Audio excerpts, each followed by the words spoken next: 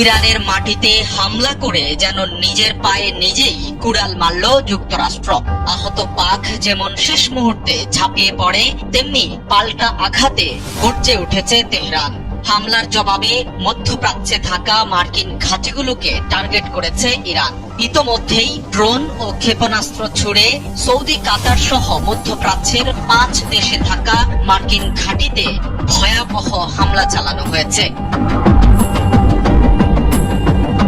28 ফেব্রুয়ারি ভোরে ইসরায়েল ও যুক্তরাষ্ট্রের বিমান বাহিনী একযোগে ইরানে ক্ষেপণাস্ত্র হামলা চালায়। এরপরই পুরো দস্তুর খেপেছে ইরান।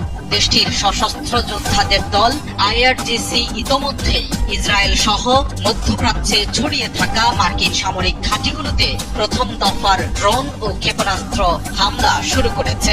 তেহরান সাফ জানিয়ে দিয়েছে, তাদের মাটিতে আঘাতের পাল্টা জবাব হবে অত্যন্ত কঠোর এবং লক্ষ্যবস্তু হবে প্রতিটি মার্কিন আস্তানা।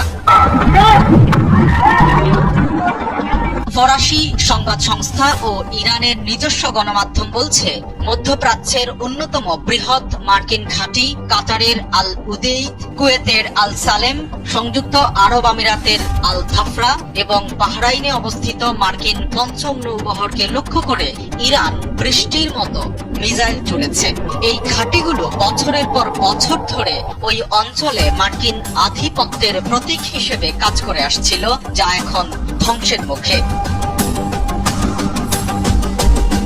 যুক্তরাষ্ট্রের জন্য এই হামলার ক্ষয়ক্ষতি হতে পারে অপূরণীয়। আল জাজিরার মানচিত্র অনুযায়ী এই অঞ্চলে বর্তমানে 19টি সক্রিয় সাইটে অন্তত 40 থেকে 50 হাজার মার্কিন সেনা অবস্থান করছে। ইরানের নিখুঁত ব্যালিস্টিক ক্ষেপণাস্ত্রগুলো যদি সরাসরি ব্যারাক বা আবাসে আঘাত হানে, তবে দ্বিতীয় বিশ্বযুদ্ধের পর মার্কিন সামরিক ইতিহাসে এটিই হতে পারে সবচেয়ে বড় সৈন্য ক্ষয়ের ঘটনা। বিশেষ করে কাতার ও কুয়েতের মতো ছোট দেশগুলোতে থাকা মার্কিন জনশক্তি এখন আক্ষরিক অর্থেই ডেথ ট্র্যাপ বা মৃত্যু ফাঁদে পরিণত হয়েছে।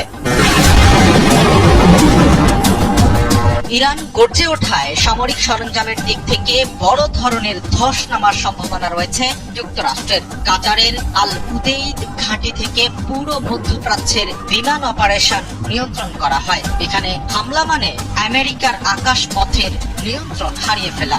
একইভাবে বাহরাইনের নৌ ঘাঁটি ক্ষতিগ্রস্ত হলে পারস্য উপসাগরে মার্কিন যুদ্ধ জাহাজগুলোর নিরাপত্তা পুরোপুরি ভেঙে পড়বে।